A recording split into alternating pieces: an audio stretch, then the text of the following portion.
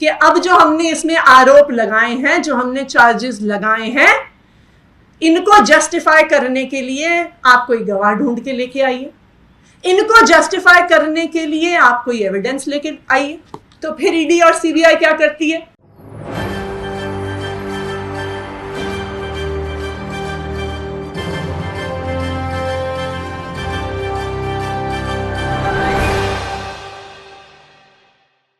नमस्कार, SBN 9 news देख रहे हैं आप। आपके साथ मैं हूं मानसी जायसवाल। आम आदमी पार्टी पर लगातार शिकंजा कस रहा है ईडी और सीबीआई का। जैसे कि आप सभी जानते हैं कि मनीष सिसोदिया इस वक्त जेल में हैं। संजय सिंह लगातार ये आरोप लगा रहे हैं कि किस तरीके से ईडी और सीबीआई का दुरुपयोग करके अरविंद केजरीवाल को फंसाने की कोशिश की जा रही है। अब पहले तो मनीष सिसोदिया को जेल भेजा गया, जो है लगातार इस पूरे मामले पर अब सियासत गरमाती हुई नजर आ रही। कहा जा रहा है कि अरविंद केजरीवाल को भी किसी भी समय गिरफ्तार किया जा सकता है। और आम आदमी पार्टी साफ तौर पर यह कह रही है कि राष्ट्रीय पार्टी का दर्जा आम आदमी पार्टी को मिला है और इसकी वजह से भारतीय जनता पार्टी डर गई है। यानी कि सीधे तौर पर यह आरोप भारतीय जनता पार्टी पर लगाया जा रहा है।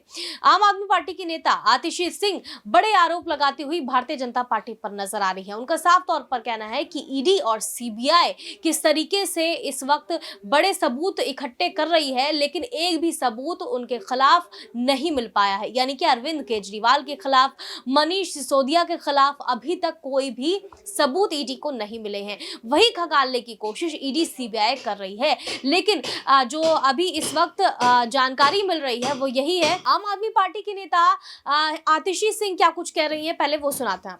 कल के इस ऑर्डर ने सीबीआई और ईडी का पर्दाफाश कर दिया है। अब यह स्पष्ट हो गया है कि ये जो चार्जशीट हैं जो सीबीआई और ईडी दाखिल करती हैं, ये सीबीआई और ईडी के दफ्तरों में नहीं लिखी जाती हैं, ये प्रधानमंत्री कार्यालय में लिखी जाती हैं। और फिर प्रधानमंत्री कार्यालय से इनको ईडी और सीबीआई को दिया जाता है और कहा जाता है कि अब जो हमने इसमें आरोप लगाए हैं, जो हमने चार्जेस लगाए हैं, इनको जस्टिफाई करने के लिए आप कोई गवाह ढूंढ के लेके आइए, इनको जस्टिफाई करने के लिए आप कोई एविडेंस लेके आइए। तो फिर ईडी और सीबीआई क्या करती है? वो लोगों को बुलाती है, डराती है, धमकाती है, उनकी कनपट्टी पे थप्पड़ मारकर उनके कान के पर्दे फाड़ती है और फिर उनसे अपने बयान लिखवाती है। जैसा हमने देखा कि तीन लोगों ने, तीन विटनेसेस ने अपने बयान वापस लिए, जिसमें शामिल है समीर महेंद्रू, अरुण पिल्लई, चंदन रेड्डी, और सबने कहा कि हम पे दबाव बनाया गया। चंदन रेड्डी की तो मेडिकल रिपोर्ट भी दिखाती है कि उसे मार मार के उसके कान के पर्दे फाड़ दिए गए। और सीबीआई और ईडी क्या करती है?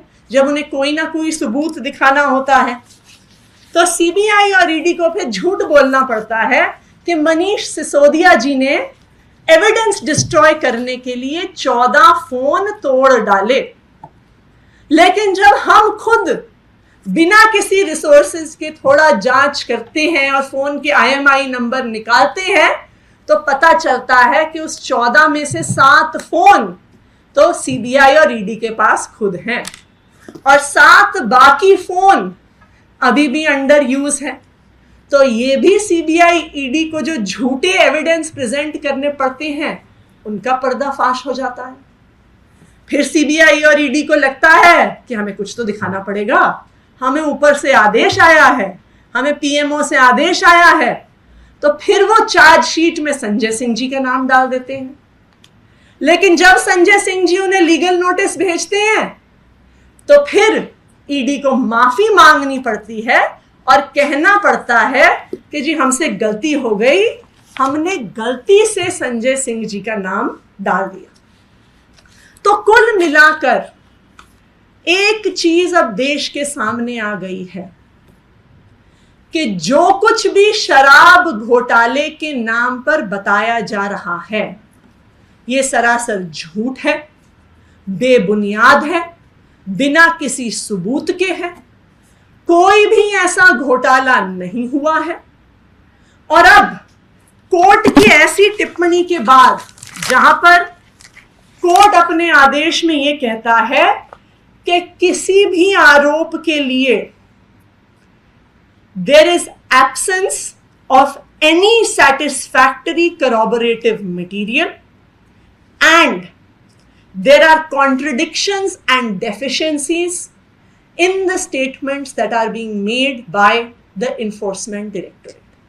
तो जब कोर्ट ईडी के बारे में ऐसा बयान देता है तो अब देश के प्रधानमंत्री नरेंद्र मोदी जी की और उनकी पार्टी भारतीय जनता पार्टी की ये जिम्मेदारी है कि वो सामने आए और देश से माफी मांगे कि वो पिछले 1 साल से पूरे देश को गुमराह कर रहे हैं, आम आदमी पार्टी को बदनाम कर रहे हैं, अरविंद केजरीवाल को बदनाम कर रहे हैं, मनीष सिसोदिया जी को बदनाम कर रहे हैं। तो सुना आपने आतिशी सिंह क्या कुछ कहती हुई नजर आई। आतिशी सिंह का साफ तौर पर कहना है कि ईडी सीबीआई का दुरुपयोग किया जा रहा है उनकी तरफ से, और लगातार जो बयानबाजी है वो इस पूरे मामले पर अब तेज हो गई है। आम आदमी पार्टी सीधे तौर पर भारतीय जनता पार्टी को इस पूरे मामले पर दोषी ठहरा रही है और ईडी और सीबीआई की बात लगातार वो कहती हुई नजर आ रही है कि दुरुपयोग किया जा रहा है। बहरहाल आप इस पूरे मामले पर क्या सोचते हैं हमें कमेंट करके जरूर बताएं। देश और दुनिया की तमाम बड़ी खबरों के लिए देखते रहिए SPN9 न्यूज।